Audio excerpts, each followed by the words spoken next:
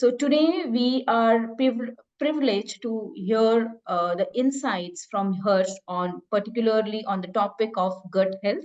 So let's, without any further ado, let's give us a warm welcome to Harsh Doshi. Thank you so much, Ekta. I hope you can hear me clearly. So, I've done a lot of work, of course, in the space of gut health, which is the nature of the topic we are discussing today.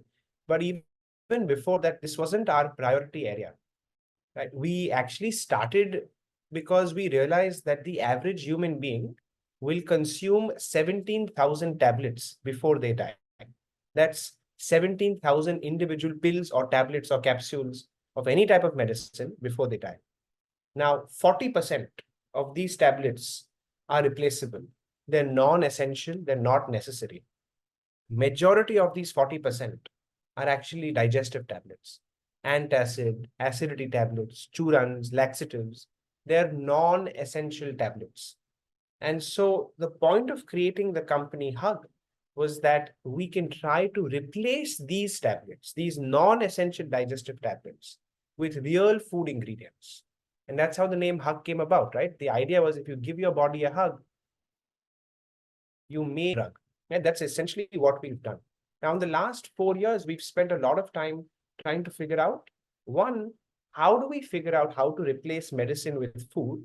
And two, how can we understand a person's problem so deep that we figure out exactly what they need, not just temporary relief or not just a solution to give them temporary results. And so what I'm about to share with you today is going to be one aspect of that learning. When we think about gut health today, it's very natural to think, oh, probiotics or fiber, because these have become buzzwords in anywhere you go, either it's on Instagram, on Facebook. But the gut or your digestive system is a 30 feet long organ. That's the size of a 3-story building. Usually fiber or probiotics only work in the last 5 feet. That's the only place it works. It has effects across the body, but it works over there. So if you want to improve your gut health, or if you want to improve your digestion, the aim is not just to focus on these two areas. You need to first figure out what's going wrong with your digestion. And then we can start to figure out how you can improve it. Today's webinar is going to be about this. I'm not going to give you a solution. There's no super drug, no super juice, no super tablet, no super food. Instead, we're going to work through 20 questions.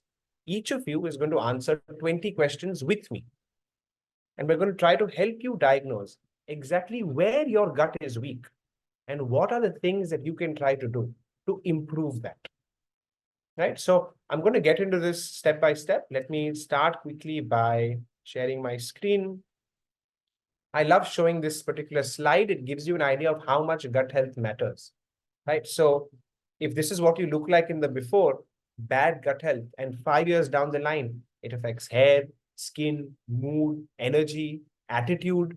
It can affect everything. That's how much your gut health matters. Now, for a lot of people, you may be wondering, you've got all your reports normal, everything seems fine, but you're still not comfortable with your gut. Before, when you used to eat food, it used to feel so light. You could digest everything. Today, it's not like that. So what's changed? Something must have changed, right? You may have gotten your reports done. You may have stopped eating outside food, but your gut still remains the same. A lot of times, the doctor will tell you, oh, it's stress. Right? Because you are stressed or you're anxious, that's why your food is not getting digested properly. That's why you're having, a bathroom visit that you're not satisfied with. That's why you're having extra gas. That's why you're feeling low energy. But ask yourself, it's not like some major stress event has happened recently. Stress has always been there. So why have your gut issues come up now? So the answer is not just stress. The answer is not just you're eating outside food. Of course, those contribute. But those are only triggers. It makes a bad gut worse. But why did you get a bad gut in the first place? That's what we're going to be talking about and discussing today. So usually, you look at 4 components when you think about gut health. You look at your stomach. We call it pate. We think all of this is pate. It's not. It's just close to your chest, right? That's the first area. You start with your stomach. After your stomach, you go to the small and large intestine. particularly intestine. Then you look at the liver. And finally, you look at microbiome. This combination of four creates a sense of where your digestion will be weak and where your digestion will be strong. And like I said, this webinar, we're going to be going through sort of 5 questions in each of these four organs. So you'll have five, a total of 20 questions we're going to answer. And this will help you judge out of 0 and 5, which of these organs of yours is in what state. Is it an organ which is strong? You don't need to worry too much about it. Or is it an organ which is a little bit weaker? And you may have to do some sort of intervention to improve the functioning of that organ. If you improve the functioning of that organ, your gut health will automatically increase. It will improve, you'll start being able to digest better, you feel lighter, benefits throughout. Right? So before I get started, I hope this is quite clear. I'm going to get moving into the set of questions. We're going to go through organ by organ now. I'll tell you how to answer the question and what to do. But before I get started, just take a pen and paper. I think it's going to be extremely helpful. So if you've got a minute, just take a pen, a piece of paper. We're going to start jotting some things down one by one. I'll take a quick 20 seconds just to wait while you gather your items. Whenever you're ready, just again, drop it in the chat box. Tell me I'm ready and we'll get started right away.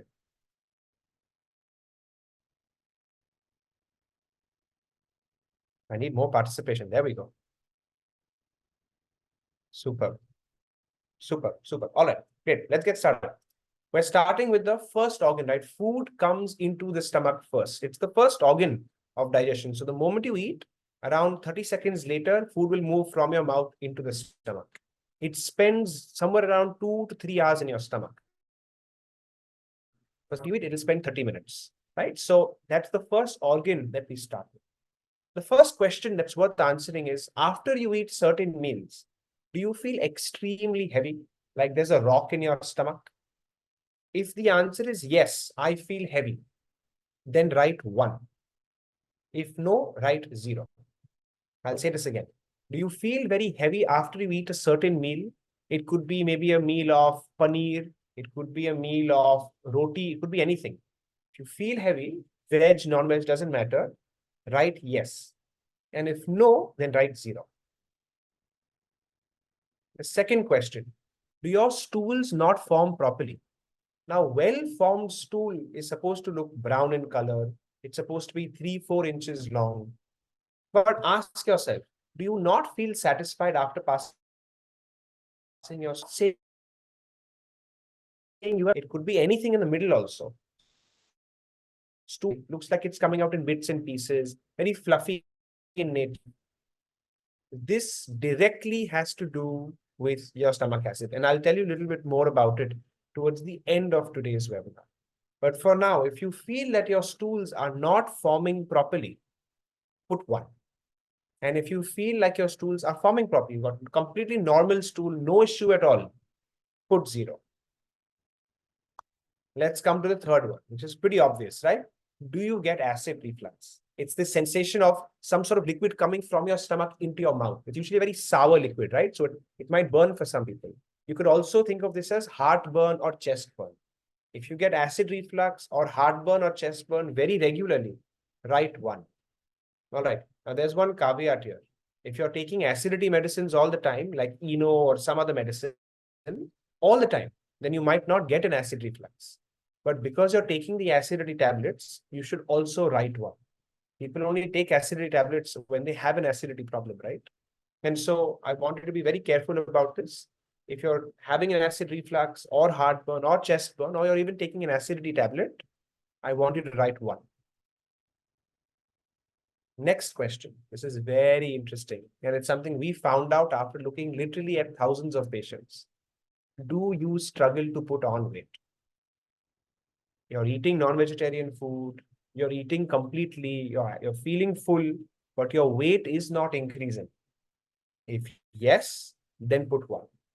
If no, put 0. Say this again. If you're struggling to put on weight, you're eating properly. There's no appetite problem. You're eating as much as you want.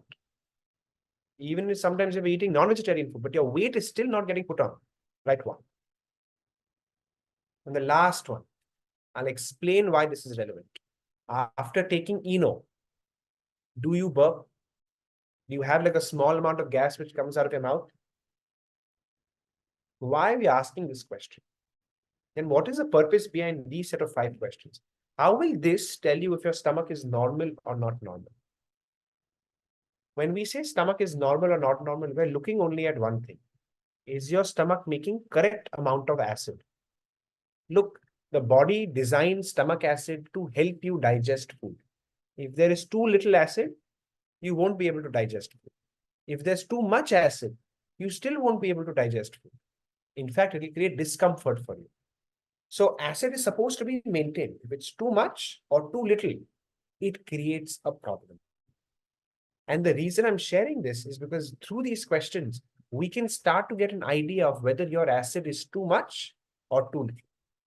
If you don't burp after taking Eno, it means that your acid may be too little. You need to increase the amount of acid for your digestion to come back to normal. So now just quickly tally this up, right? If all the ones, add them up, leave the zeros, and you're rating yourself and scoring yourself out of 5. If you've got 0 or 1 out of 5, your stomach likely does not have an issue. Of course, we're doing a simple diagnostic test. But if you're scoring 4 or 5 out of 5, you know that stomach area. If you want to improve your digestion, you need to focus on your stomach in particular, maybe in your stomach acid level, so that your digestion starts to become normal. I'm moving now on to the second organ, which is going to be critical. The second organ is your small intestine. Right? So let's talk a little bit more about the small intestine. Ideally, after food will go through your stomach, will come to the small intestine. Here it will spend anywhere between 4 to 6 hours. All types of enzymes will come to break down the food into smaller and different components. Indians usually have a serious issue in the small intestine. It's quite common in this country. And so we're going to figure out what exactly is going on. So the first question is quite simple, right? So now the first numbers you've put them aside, right? We're starting a fresh new chapter. In the small intestine, do you take acidity tablets regularly, right? Maybe 2 times a week, even 3 times a week, put 1. When you take acidity tablets regularly, what happens is that the stomach acid starts to become lower in your stomach. This means that food that should have been digested properly, food that should have been washed of bacteria and fungus, that comes into the small intestine and it creates havoc. The small intestine is supposed to be completely clear. In this case, it won't be. And so taking acidity tablets is a very strong signal that your small intestine may be weak. Now, let me be clear. If you're taking 1 to 2 acidity tablets in a month, this probably does not apply to you. But if you're taking it very, very regularly, only then put 1. Otherwise, put 0. The second one, do you feel bloated? Now, a lot of people have a misconception of what bloating is. Bloating means you feel inflated near your belly button, not near your chest. That's called tightness or heaviness, near your belly button. So if you feel like your stomach is coming out, especially near your belly button area, after you eat a meal, then put 1. It's a sign that there is excessive gas buildup in your system. Third question, do you feel bloated even when you don't eat? In the morning when you wake up, do you wake up with a full, heavy or stuffy belly? Then put 1. This actually indicates something else altogether, and I'll tell you what that is in just a minute. Question 4, do you see food particles in your stool? Do you see leaves, carrots, anything as an undigested food particle in your stool? If yes, this will tell you, all right, my enzymes are not getting released in the correct format to break the food down. Or the gut bacteria we'll discuss that separately. But if it's an enzyme issue, then you know that if I increase my enzyme flow, food will get digested properly. See, between this black box of what I eat and what comes out of the body, you can learn a lot about what's going on inside. And if you figure out what exactly the problem is, the solution becomes very simple. It doesn't take time to fix. Most people don't spend time finding the problem. They straight give you a solution. Take this churran, take this tablet. This is why this exercise is so important. If you can do this and understand exactly where your problem is, you'll be able to get a solution so much faster. So if you see food particles in your stool, put 1. If no, put 0. You may be thinking, sometimes sometimes I don't. If it happens consistently, right? If it happens, let's say 3 or 4 times in a week, then you put 1. If it's happened 1 time in a month or 1 time in the past sometime, that doesn't count. And if you're not sure right now, it's fine. Write the question down, put a dash, and later on when you start observing your student, you'll be able to get an answer. Put 1 or put 0. The last one requires your blood reports, because here we're looking for something else. On any blood report, even the most basic blood report, you will get something called a CBC, your complete blood count. It's the page on which they write your hemoglobin, white blood cells, platelets, etc. At the bottom, I think the whole blood report is called monophils, eosinophils, and basophils. Sorry, it's monocytes, eosinophils, and basophils. MEB. You'll get numbers next to it. Add those up. If those numbers are more than 7, then you need to put 1. It means that something may not be right. It is a sign that we need to investigate the matter a little bit further. So I'll say this again. On your blood report, whenever you've done your last full body checkup, open the report, go to the page where it says hemoglobin, platelets, lymphocytes, etc. Look for monocytes, eosinophils, basophils, MEB. Just add those numbers up. 1, 3, 5, whatever the number is. If the total of that number is more than 7, then it's an indication that you may need to pay a little bit of attention in your small intestinal area. All right. So add all these up. Again, if you don't have the report with you, don't worry. Write this question down. Write MEB, more than 7 down, and then put a dash. We'll answer it later. Again, add these up one by one. Right? Acidity 1, bloating 1, bloating when you don't eat 1. If your number is more than 3, then you know that the small intestine is an area that you need to work on. If it's less than 3, it's not an area you need to work on. It's not something that may be causing your trouble. Now understand, I'm saying may all the time. This is just a diagnostic test. It's a quick back of the hand test to figure out, hey, is the problem coming from this area or not? Once we know from these signs that this is where the problem may be coming from, then we can begin to investigate this in a more clinical and therapeutic setting and understand exactly what's going wrong and how to fix it. This is a layman's test to give you an idea of what's going wrong in your body. All right, before I move on to the liver, which is honestly one of my favorite topics, tell me, am I going too quickly or not? Right? So, am I going too fast? Is everybody with me? We'll answer a lot of questions that I know you will have towards the end. If something's happening, what needs to happen, etc., etc. We'll answer all of this. But for now, let's just focus on diagnosing. पहले problem का तो पता लगाए, फिर solution के बारे में बात करेंगे. All right, super. Let's keep going.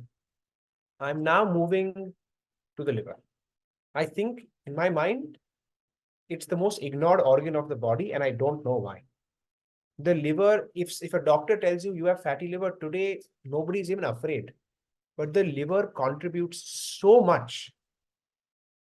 Things I see that happens when somebody has poor liver function. The first one is low energy. If you get home today from the office, I don't know where you are right now, but if you're not working from home, if you come back home from the office to your home at the end of the day and you're really tired, you're surprised, how come you're so tired? There's a chance your liver may not be working well. Second is skin coloration. If you've noticed your skin is slowly started to get darker in color, the original glow that you used to have or the texture that you used to have is not there anymore. There's a chance it may be your liver again. And the third one is what I'm about to talk about, digestion. Your digestion is not fine. There is a chance your liver is at play. So critical. So how do you figure out if your liver is functioning normally or not? The first one is waist size, not weight, waist. Check, is your waist more than 36 inches for men or 34 inches for women? Then there is an 80+% chance that you have fatty liver. I'll say this again. If your waist is more than 36 inches for men or 4 inches for women, then there is a chance that you have fatty liver. If yes, then put 1. And if no, put 0. Second one, what I was talking about, do you feel like you have low energy? Now, compare it to what you remember you used to have a year ago or a year and a half ago. Did you come home excited and energetic? And now you feel like your shoulders are always down, you're struggling to be awake, you're be in the afternoons. It's not always liver, it could be thyroid, it could be a renal gland, but liver is a critical organ in this place. So if you feel like having low energy, put 1. Otherwise, put 0. This is an obvious one. I don't even need to explain this. Everybody knows more alcohol, bad liver. It's established, it's proven. Do you drink alcohol regularly? Now, don't tell me, oh, it's only beer. Alcohol is alcohol. If you drink regularly, put 1. Regularly means even 2 times a week is regular. Once a week, also, in my opinion, it's regularly. Once is not regular. If you drink alcohol even once a week, put 1. If not, put 0. Do you have sticky stools? The simple way to understand this is, if you pass stool, does it stick to the pot? Do you have to flush 2-3 times for the entire pot to get completely clear? Yes. Again, it is a sign that the liver may be at play. So if you have sticky stools, put 1. If no, put 0. Now, quickly, what is the relationship between liver and sticky stools? Look, how does stool become sticky? There is obviously something which is sticky inside it. The number one thing which causes this is usually fat. So if you're eating a lot of oily, greasy food and your liver is not functioning well, that fat cannot be broken down. It's the liver's job to break down fat. Protein, somebody else can break down. Carbs, somebody else can break down. But fat, only the liver handles. So if your stool is extremely sticky, it is an indication that a lot of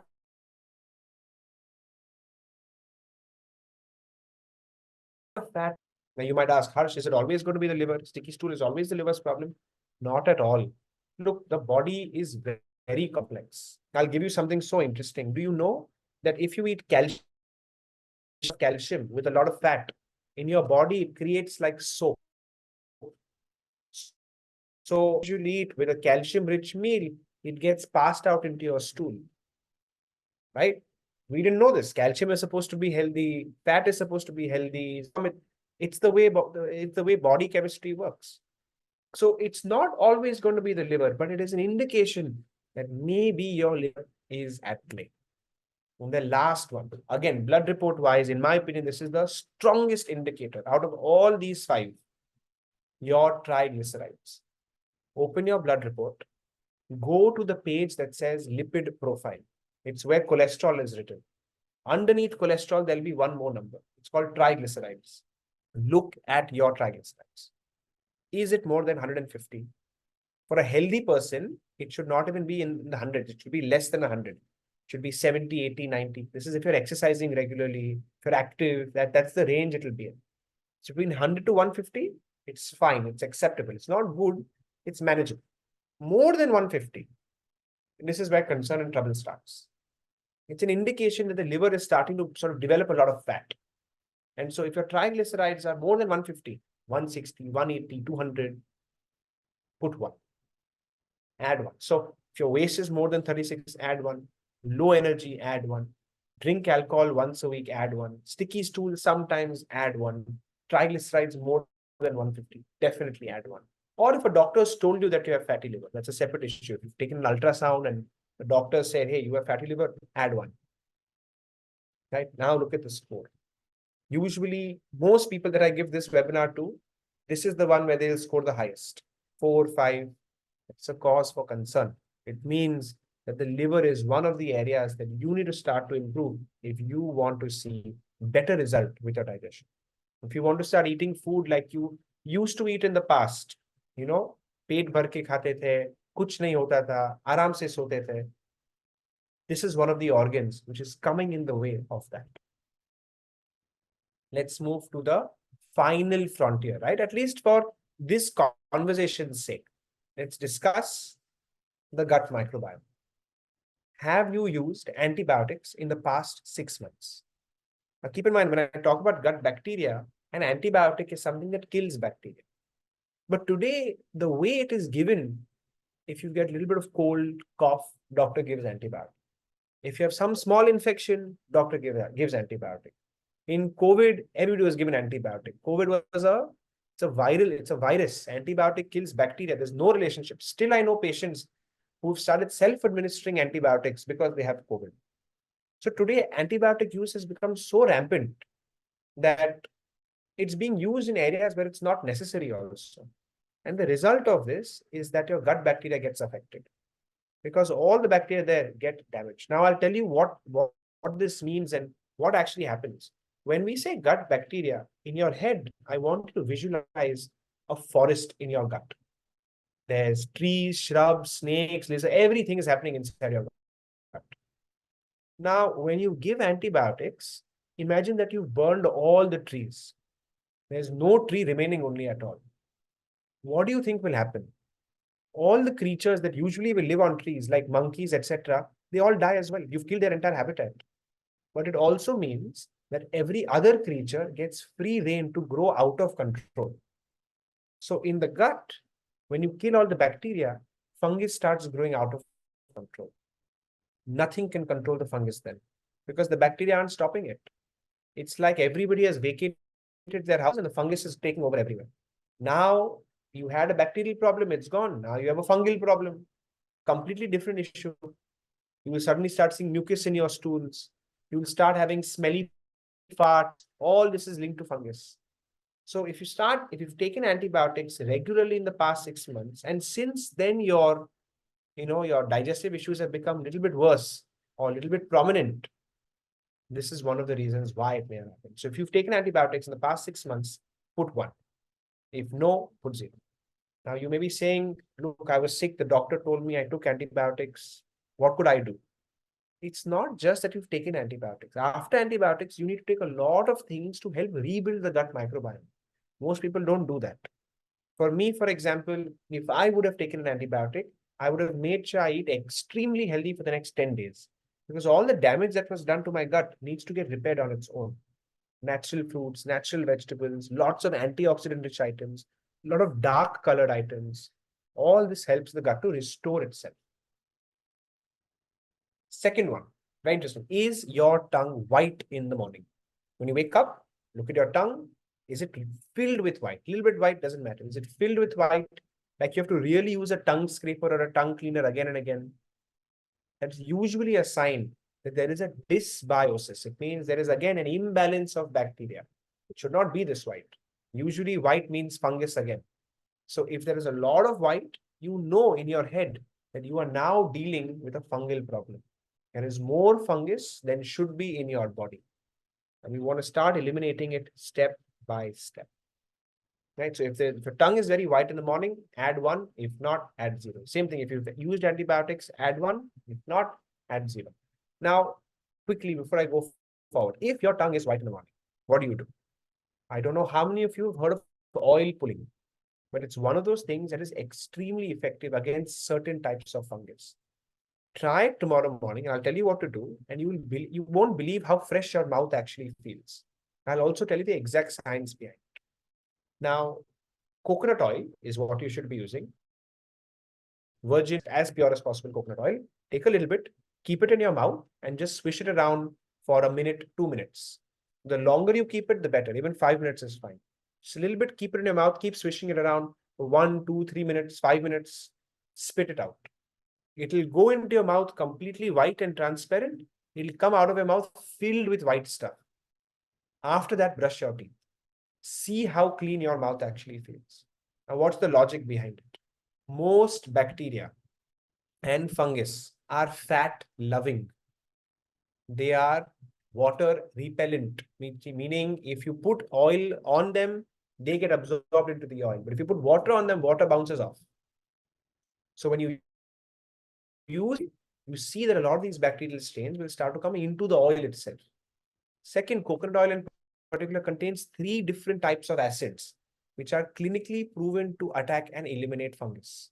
So if we start doing this regularly, this works almost like an antibiotic, which is natural, but for your mouth. To be more precise, it works like an antifungal for your mouth. So you're starting to clear all the load that's there. But understand, you're only cleaning the kachra that has come into the mouth. If you want to actually stop completely where all this kachra from, you need to address the root cause of your fungal growth. And for that, the process is completely different. So if you want quick temporary relief, coconut oil, it's wonderful. You lose nothing. It's natural. It's not very icky. It's not expensive. You can do it immediately. See how you feel, and you will thank me later. Coming to the next question, right? Do you feel itching in your private areas? Usually around the anal area after you've taken a dump, or even if it's near your groin. If it happens very, very consistently, it could be a hygiene issue, but it could also be a worm issue. So first we discussed bacteria, then we've discussed fungus. Now I'm coming to worms. If feeling a lot of itching in your private areas regularly, groin or backside, if you when you are going to the bathroom or otherwise, it may be a hygiene issue or it could be a worms issue. If it's a worms issue, that's where we have to look at from a digestion standpoint. So I don't know how many people on the webinar are from West Bengal, but this is a very common practice they do there. They usually give most kids a deworming liquid. It's called Calmate. It's a leaf, very bitter. They'll give you a small spoon. When you have Calmate, it's used as a deworming item. So a lot of people that if you have worms, will help flush that out. So it's been common practice across our tradition to keep deworming regularly, especially in a country like India, which is tropical, worms can grow very fast, etc. So if you feel that you have this particular issue, you know that the challenge you're facing with is worms, deworm and see the magic yourself. I already discussed smelly stool. It's a very, very common thing. Let me explain where smell comes from. Your body actually does not make any odorous gas. It's supposed to make methane, hydrogen, carbon dioxide, sorry. None of these things smell. They're all odorless gases. I'll say this again. Hydrogen, methane, carbon dioxide, they do not have any smell. So if you're seeing smell coming from your stool, something else is happening. Either the fermentation has happened of some food which is not good, like rotten eggs, where it makes hydrogen sulfide, or there is some type of bacteria which is eating and fermenting something else only altogether. What we've noticed is that usually if you have fungal overgrowth, like a lot of candida in the body, you will start getting smell in your stool. Is it a sure shot sign something's wrong? Absolutely not. However, it's an indication if it starts happening regularly that something is not right with your gut microbiome. Antibiotics, white tongue, itching in private areas, smelly stool, and the last one. Do you go to the bathroom more than 3 times a day?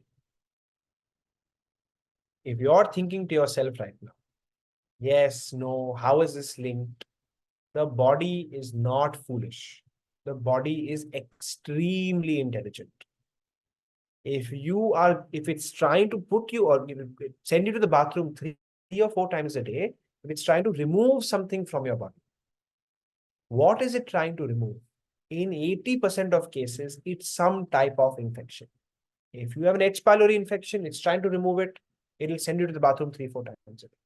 If it's a parasite infection or a worm infection, it'll send you to the bathroom 3 or 4 times a day. So if you are going to the bathroom again, frequency is very high. Ask yourself, what is the body trying to remove? This is why when you have food poisoning, you have diarrhea. Because the body is freaking out. It's trying to remove all the bacteria that has come in as part of the food poisoning. So if you have a problem with going to the bathroom 3 or 4 times a day, and you're not getting normal stool, it's all loosely formed and it's not forming properly, you're not getting satisfying stools, you may be dealing with some type of infection. Don't run to the doctor and say, hey, give me an antibiotic. Figure out what type of infection it is. Is it bacterial? Is it fungal? Is it worms? Is it parasites? What is going wrong? And accordingly, start to change your body type such that your stools will start to form much, much better. Now add them up. Where have you scored on the stomach? 0 to 5. Where have you scored on the intestine? 0 to 5. Where have you scored on your liver? 0 to 5. And where have you have you gut bacteria, 0 to 5. For the first time in front of you, you are now getting an indication of what is happening between your mouth and your anus. What is happening inside your digestive tract, such that you can understand, all right, these are the areas where I probably have some weakness. And if I address these areas in particular, then my body will start to react. Now, let me tell you what we're actually doing today. We have a digestive problem. We're eating probiotics. Probiotics will not affect the liver. It will not affect the small intestine. It will not affect the stomach. Probiotics usually only affects the large intestine. So if you have a problem in the stomach, eating probiotics may not help. What about fiber? Fiber doesn't affect the stomach. It limited manner affects the liver. It doesn't affect the small intestine. Again, fiber is designed largely for the large intestine, only for stool quality, maybe some prebiotics. So if you've got a problem in any of these areas, how will it help? You might be thinking about the liver. Walking, for example, rarely helps the liver. Resistant exercise, so lifting weights, that helps the liver. Because the type of fat that your liver stores and the type of fat that's in your body is completely different. Fasting helps the liver. Certain herbs, not herbal extracts, can also help the liver. And you have to consult a doctor or a medical practitioner before you start using any of them. But use what's free now. Start with fasting a little bit. Start with exercising, lifting weights to put weight and pressure on your body. Build your muscles out. See how your entire body physiology changes. What about the small intestine? It's a very tricky one. If you've got an issue with the small intestine, you ideally of probiotics. This is something that helps to clear the small intestine. The one that's most common in our country is ginger. My dad doesn't sleep nowadays without drinking a small shot of ginger juice. Just take some fresh ginger, make it into a juice, and drink it after a meal. And you'll start noticing that your small intestine will clear. Now, will everybody start doing this? No. If you don't have a problem, if your intestine score is 0 or 1, why will you do this? You shouldn't. You don't need. And finally, gut bacteria. Look, I know now, and especially in the last year and a half, all of you may be getting hundreds of advertisements on purchasing and trying probiotics. I am not against probiotics. I am against using them foolishly. I want to explain what a probiotic does. And that is why I've called this webinar Improving Gut Health Without Probiotics. Probiotics are an actual bacteria that you are eating. You may be thinking, oh, that's good for the gut. More bacteria, good. But let me tell you what can happen. Your gut has 300 different types of bacteria. In a healthy gut, it's 500 different types. Look behind your probiotic tablet. It has 7, maybe 8. Some only have 2.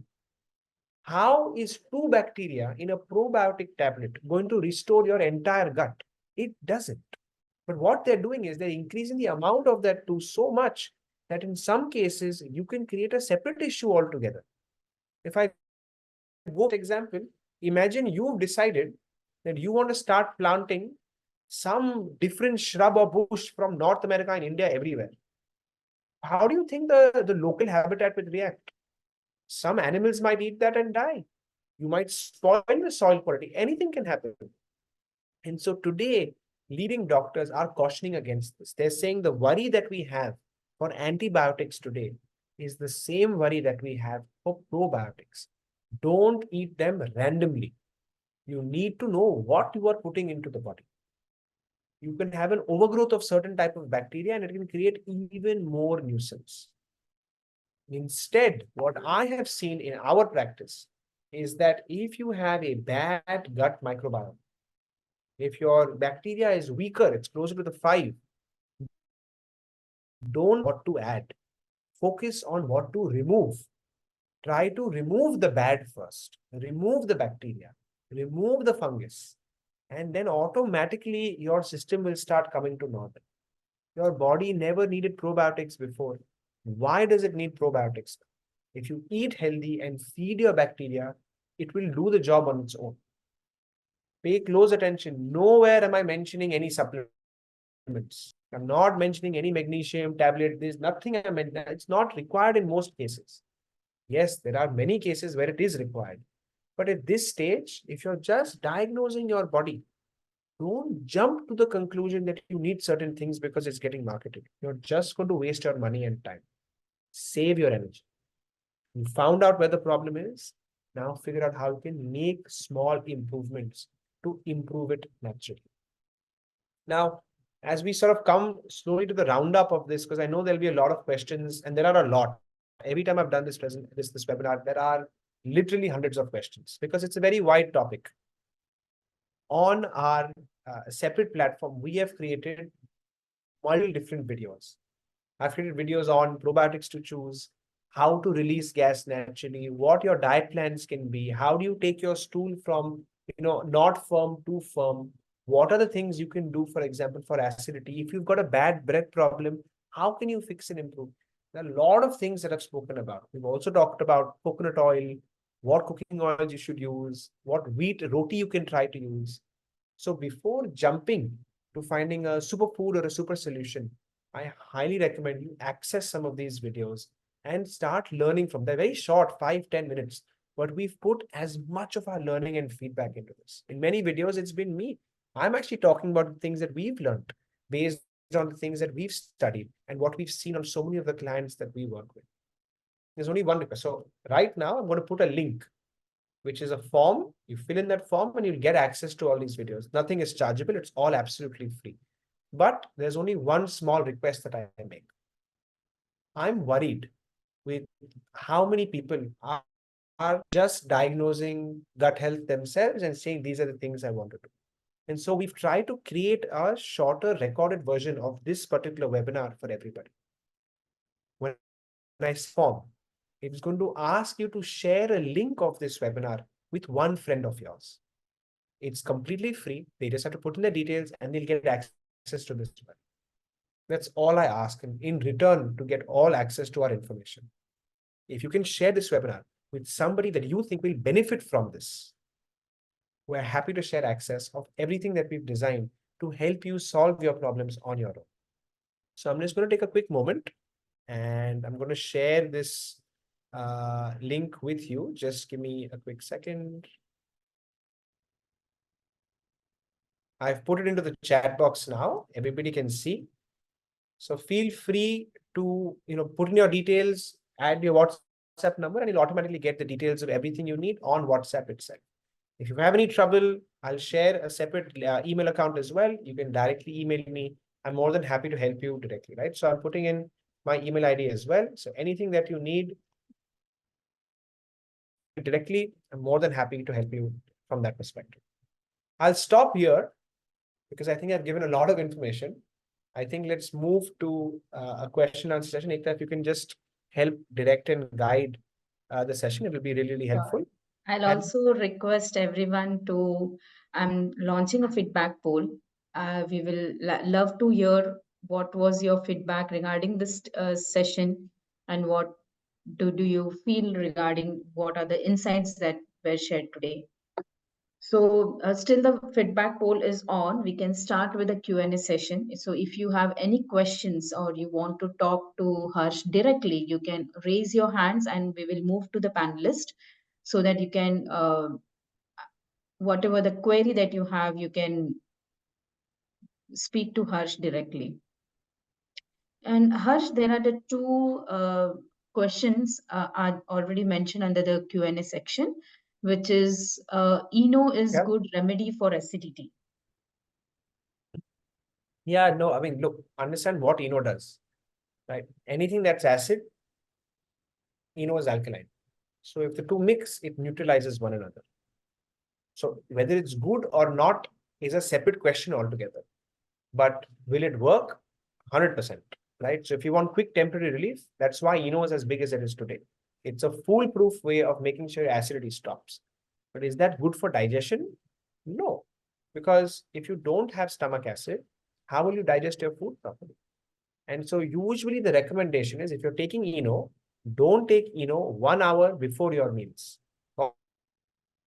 or between within 1 hour after taking an ENO. This is critical. Otherwise, you'll feel all sorts of trouble with your stomach. What is the process of having ginger juice, and how many times have it? Can we add honey in it? Look, ginger is not something that will instantly suit everybody's body, right? You might feel hot, it's astringent, etc. So take a little bit. Start very little, 10 ml, 15 ml, add honey, that's fine, and see how you feel, right? And then after that, sort of, you can accordingly adjust. You can add lemon sometimes, not have lemon, completely depends on you. How should we determine any through tests what is the main reason of my gut issue? Super question. Now understand the gut is actually like an opening inside your body. It's not your body, right? It's an opening. That's why if you do a blood test, you can't learn a lot about your gut because you're testing the blood. We're not testing the gut. Right? So how would you test your gut? One is a stool test. If you do a comprehensive stool test, you might be able to figure out what is coming out of your body. And based on that, you can get an idea of what's happening inside your body. Now, there are 2, 3 types of stool tests. A basic stool test will tell you nothing. It will tell you that whether you've got some parasites, whether you've got some worm eggs, whether you've got some pus cells. It's not consequential, right? The next part, right, which is something that you want to think about is do a comprehensive stool test. That will be a very expensive test, but they'll do DNA sequencing. They'll tell you what bacteria has come out, what enzymes have come out, and based on that, they can get an idea of what's happening inside your body. So if you really want to do a test for the gut, you can start by thinking of doing a stool test, a comprehensive one, and then work with the practitioner one-on-one to help you from that perspective. Quickly, before I go forward, because I'm seeing more people sort of, I think, messaging me directly, could we just copy and put the link again? Because people are asking for access to everything. If you can just, I'll say it again, because I'm not sure if the message has been clear or not. If you click on the link, it will take you to a form. Just put in your number, name, save, and hit enter. You will shortly get a message on WhatsApp. And on that WhatsApp message, you'll have details to share a link with a friend. Once they log on, you will get access to all the videos, right? That's how the whole process works. That's the way we've made it. And if you have any more questions, I've also put my email ID. You can reach out to me directly. All right. What my score has come 3 out of 5 in the liver.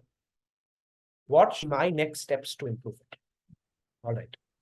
First things first, figure out what you're not doing right. The 2 things that you normally think from a liver standpoint is, one is alcohol. If you're drinking it, stop. Not little bit, stop. Just stop it. Half your liver will be fixed then and there. So stop the alcohol is part 1. Part 2 is think about what you're actually consuming. If you're eating a lot of carbohydrates, like a lot of rice, a lot of roti, a lot of fruits, these aren't things that help the liver a lot. So see if you can start to portion it in such a way that you're balancing things out. So you want to start eating more of vegetables, right? If you're having a roti and vegetables, have more of that. Rice and vegetables, have more of that. Second, remove the processed foods out. This is the basics, nothing extravagant. Stop eating fried chips. Stop having ice cream all the time, right? Remove all the unnecessary stuff.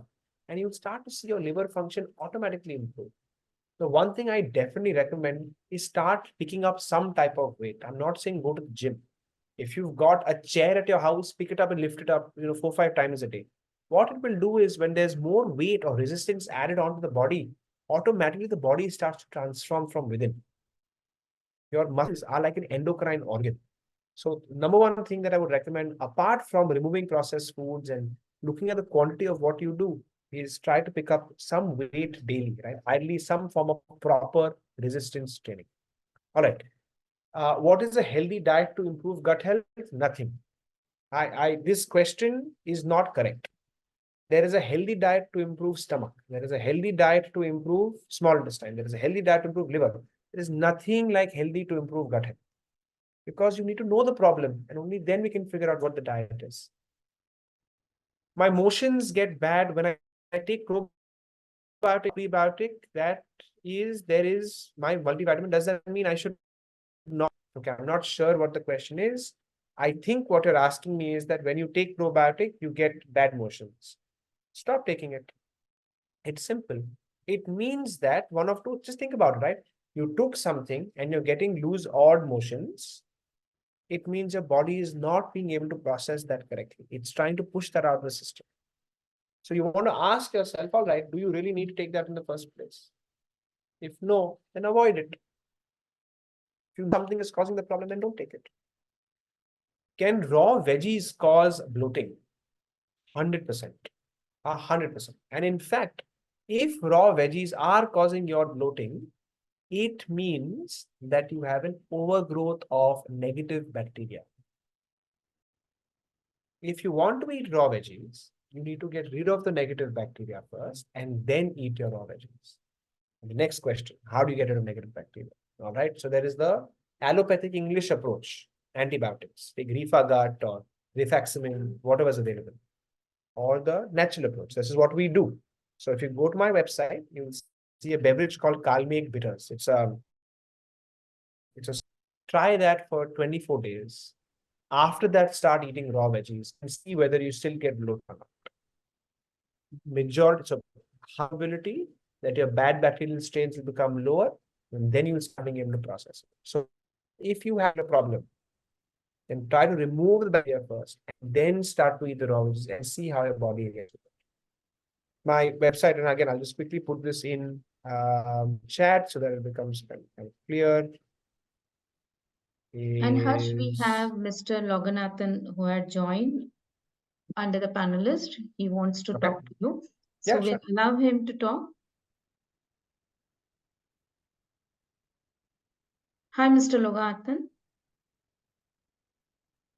You can Uh, unmute yourself. Yeah. yeah, good evening, Hasha. Hi, good evening. Yeah, I'm feel whenever at night times I'm it taking a long to foods are getting to digestion. Mhm. What is the best method? We need to figure out what long means, right? So when you're Uh, when you Whenever I feel like something I don't know to exactly describe. Okay, it's like some itching or something like a gastric on the stomach. so we'll have to understand the problem properly before I can tell you what needs to be done. And usually this will require me to go through a series of questions with you. May not be the right forum for us to do this. We can do this separately. Really, for me to understand what your problem is, it's more important than straight away giving you a solution. So if you're feeling like food is staying in your body for longer than it should, that you're feeling heavy, etc., my first question is, all right, what are the symptoms you're feeling? Is it a stool quality problem? Do you feel heavy? Do you feel bloated? If yes, where? And then we'll identify, okay, which of these four organs is where the problem is coming from. There is a fifth organ I've not mentioned, your pancreas. It could be there also. And then accordingly, we'll figure out which of these organs we have to improve. Because if we improve it, the body will do its work on its own. We don't need to give it anything to suddenly make it work better. Does that make sense? Yeah, yeah, Hasha. Thank you. Yeah, thank you. Should I keep going through the questions? Yes, we can. Just a moment. All right. I'm just going to, there we go. All right, yeah. It says, recently I faced left intestine infection, took some treatment, but it arises again after 6 to 7 months. I look over the internet, the problem is not permanently curable. How should I tackle this for a longer time? So, um, look, I'll have to see what the infection is, first of all. Typically, if you have an infection, there are ways to manage it better, but it depends on what type of infection. If you have an ulcer, it's different. If you have a, it's non-ulcer, it's different. If it's bleeding, it's different. If it's a, like a Klebsiella infection, it's different. So you need to figure out what the infection is. But there are multiple experts who are infection specialists in India who can guide you properly. So don't an internet source and say, whether it can be cured or not cured. Everything right now, if you type in IBS on the internet, people will say it can't be cured. I can guarantee you it can be cured. 110% it can be cured. Not in all cases, but it can be done. So don't let the internet be your guide. Share your reports with a proper practitioner. We'll be happy to help. I've shared my email address. I may not be the right person to guide you, but I'm happy to connect you to somebody who is the right person. Does gut health also back to chronic disease, and can our body heal from chronic disease? 110%. 110%. So what do you think happens when your liver becomes fatty? Tell me. When your liver becomes fatty, one is a direct connection to blood sugar. When you eat an ice cream, when you were younger and you ate an ice cream, why didn't you get diabetes suddenly? Because all that extra sugar had gone into your liver. That liver stored it, processed it, and released it when you need it. Now, imagine for a moment your liver is completely full. It is absolutely packed. Nothing's, I mean, there's no room only remaining. Now, today, if you eat even small spoon of sugar in tea, it's still in the blood. It can't go into the liver. There's no storage space. That's why you get high blood sugar. So organs does not have, any organ does not have only one function. There is a link everywhere. And so in particular, the liver is most critical. You can have multiple chronic diseases because of the liver, and the same thing affects your digestion as well. All my averages are between 2 and 3. Is my gut healthy? You tell me, right? You tell me. If you feel good, if you feel like you're being able to eat normally, then there's no issue. But if you feel that, okay, it's slowly, it's not 100% perfect, I feel sometimes like this, then there are areas that we can work on together. Does that make sense? It's never about, see, so, when I started 3 years ago, a very good doctor actually told me, Harsh, the mistake we are making in healthcare is that we are treating the reports. We are not treating the patients. The report has blood sugar high. Blood sugar hum niche le aayenge dawa ke saath, but the patient is not feeling happy and comfortable and confident. So we are not treating the patients, we're treating the reports. And in the same way, the absolute same way, don't worry about the analysis or the diagnosis. Ask yourself, are you feeling 100%? If you're happy with how you're feeling, then don't worry. But if you aren't, then there are things that you can do to improve it.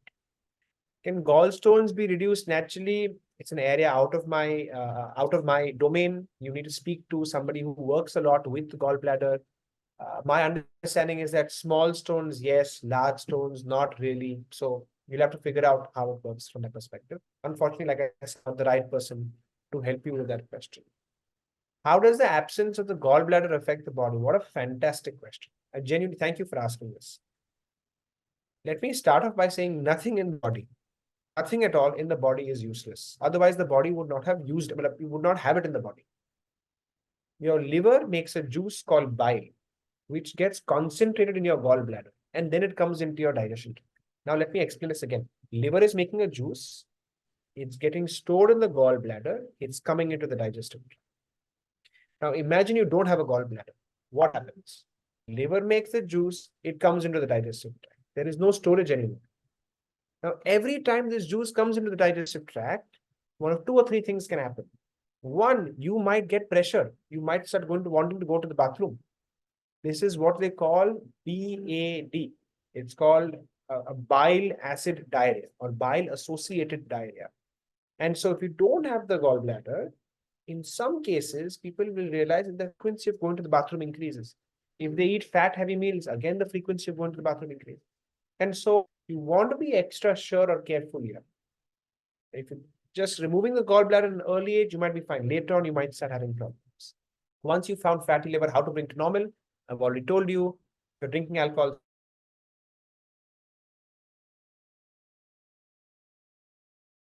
stop it to back to normal. Few of the indications are not regular, maybe sticky stool or itchy parts. Figure out what you need to do to fix that particular issue. Let's say if you've got, sometimes itchiness, right? So it means that if it's episodic, if it happens sometimes, figure out what you did, what is the common pattern, and you'll figure out why it's coming. Let me give you a really good example. This might surprise you. A woman, one of our clients had said that she keeps getting loose stools whenever she eats meat. And I said, I don't think that's correct because there's nothing in meat that should give you loose stool. But she says, no, I'm definitely getting loose stools every time I eat meat. And so we started checking, and turns out she used to make meat in a different pan in the household because she was the only non-vegetarian there. And that pan had a lot of nickel in it. It was and so every time she would come alongside that meat to her. Now she was nickel insensitive. It's very common, but it's not very, it's common across Indians. So if she takes nickel, her body starts to have reactions. And so the problem wasn't the meat, it was the pan in which she was eating. And so once she realized that, she changed the pan and now she can eat meat without loose motions. What I'm trying to say is that if you figure out what the common pattern is, whenever you have that issue, you will suddenly figure out, hey, what is the reason behind it? Change the reason, the issue goes away. Don't jump straight to medicine. It is not required. I feel bloated even after passing stool. What should I do? This is so common. This is extremely common. Understand that creating gas is a natural part of the body. But if you're feeling bloated after passing stool, let me tell you what's happening inside your body. Your gas is stuck behind your stool. You pass the stool, and then the gas releases, and you start tension. It's heavy. To reduce this, you need to reduce the foods which are creating gas. So if I was you, look something called FODMAP, FODMAP, and try to eat FODMAP green foods for some time, just a week. Don't do this for life, only a week, and see if your body is making less gas now. What are FODMAPs? Mutter, peas, green peas. Easily they'll become gas. Barley water, easily it will become gas. Cold rice, not hot rice, cold rice, easily it will become gas. Eating these things, you're feeding too many foods that will become gas into your body. And when you're feeding all these types of, when you're eating all these types of foods, you're feeding your gut bacteria, this will create more gas than you can handle. And that's why you're in this particular situation. There's a video I've made, by the way, where I outline things that you can do and foods that you can eat or not eat. So if you haven't signed up on the link I've shared, put in your name and number and you'll get the video list. Look at the video which says anti-bloating diet plan. I think it'll help you a lot. Can we use non-stick pan for day-to-day cooking? No. I just use a regular old school clay sort of thing to cook. I don't recommend using a non-stick pan at all. It's Teflon coated. Yeah, so we are end with the questions. There are no questions under the Q&A section. So I will take this opportunity to express my gratitude towards Harsh for for sharing such a wonderful insight and the inspiration that he has given us to all. So before we wind up this session, we encourage you to stay connected with Harsh and to follow the tips that he has already mentioned during the session to improve our gut health. That will really help us to practice on a daily basis. So, once again, Harsh, thank you so much for giving us your time and sharing your knowledge with us. This will really inspire, and the people will also follow the practical tips that you have shared. Super. I appreciate it. Thank you so much for inviting me one more time, and always a pleasure. Hope everybody's gotten some value out of this. And the only thing that I want to take away is before you jump to the solution, before you buy anything, understand the problem. If you understand the problem, I think you will get so much better results from whatever it is that you're trying to achieve. All the best. Thank you so much. And like I said, always a pleasure coming back and hosting one of your webinars.